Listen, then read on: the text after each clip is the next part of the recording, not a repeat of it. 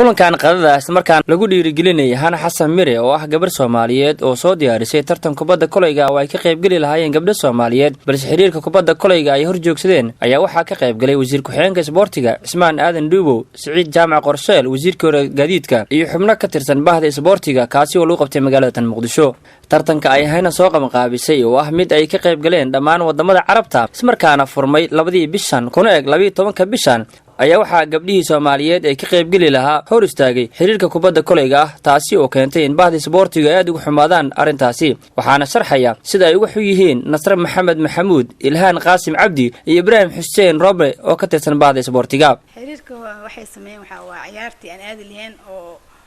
qarash aan uga bixiyeen oo iska bixiyeen anaga meeshii la tagleen wax qarash naga bixilay aysan jirin ay naga joojiyeen ay dhaheen ma aadi ma ka qayb galeen. yaa marka ani waxaan rabay in la ciyaaro gabdhahan waxay u noqon lahayd way aragnimo badan ay ka soo qaadan lahayn halkaas laga yaabo inay kugu badan oo macnaha oo rabin inay basket dheelaan ay ku soo biir lahayn markay baxaan gabdhaha ay qaran aadaan inay gabdho badan aan helayna aan aaminsanahay أنا أقول درada soo gaartay يعني kubadda kolayga inaan ka qayb galo anigoo matalayo qaranka Soomaaliya dadaalkeena waa sii muujinaynaa hadana waxa cabsi aan kama qabno waxaan leenahay gabadhii barnaamijkii tartankii ciyaaraha jaamacada Carabta oo loo qabanay shaariqa ay kaalin ka qaadatay oo ilaa xamar ay halkan timaado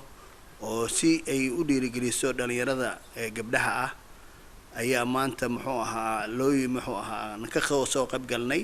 in la dhiirigeliyo maadaama barnaamijkii ay u ordaysay intaas ay u halgamaysay ee baaqday. Siciid Jaamac Qorsheel, wasiirka gaadiidka kana mid ah bahda isboortiga dalka ayaa wax lagu xumaado ku tilmaamay in dad u adeegay horumarinta isboortiga dalka lagu dhiirigeli waayo waxyaabaha ay soo diyaariyeen. arintan runtii aan aad runtii maanta ay keentay oo aan aad uga damqaday waxa weeyaan gabadhan walaasheena oo muxuu ahayd Hana Mire waxaan lahaa in loo mahad celiyo oo waliba maxay ahayd ilaa heer loo geeyo madaxweynaha Soomaaliya ama mas'uuliyiinta qaranka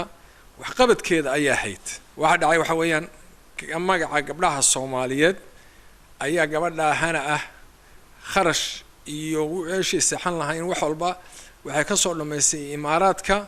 in Soomaaliya ka qayb gasho maadaama tabarta la ogyahay aad u liidato marka 10 ka imaanaysay Mareykan iyo Canada iyo Norway iyo Germany iyo Denmark dhinacaas in muxuu ahaa loo diray tigidhadii inay soo dhoofeen oo yimaadeen Imaaraadka nasiib darro waxa dhacday marka in gabdhihii la yiri ma ciyaar karaan way Soomaali ma wasiir ku-xigeenka dhalinyarada isboortiga mudane Ismaan Aadan Duubo ayaa sheegay in wasaaradda ay talaabo cad ka qaadi doonto dadkii ka hor yimid horumarka isboortiga dalka isagoo Hana Xasan Mire uga mahadceliyay sida ay u garab taagan tahay gabdhaha kubadda kolayga oo ku dhiirigelinayo inaysan ka niyadjabin kaalinta ay ku leedahay horumarinta isboortiga dalka. runtii sida loo tilmaamay waxaan aad uga mahadcelinayaa Hana oo qof muwaadin Soomaaliyeed ah runtii shucuur aad u bedelan gelisay dhamaan bahda isboortiga meel kasta bay joogaan qof walaala oo dibadda ku dhashay oo aan Soomaaliya banaankiisa ku barbaaray oo haddana in ay Soomaali gaar ahaan bahda isboortiga gabdhaha xiil ay u noqoto u soo istaagtay ayaga oo soo gaarsiiyay in Soomaalida meel kasta ay ku nool yihiin bahda isboortiga gaar ahaan kubadda kolayga gabdhaha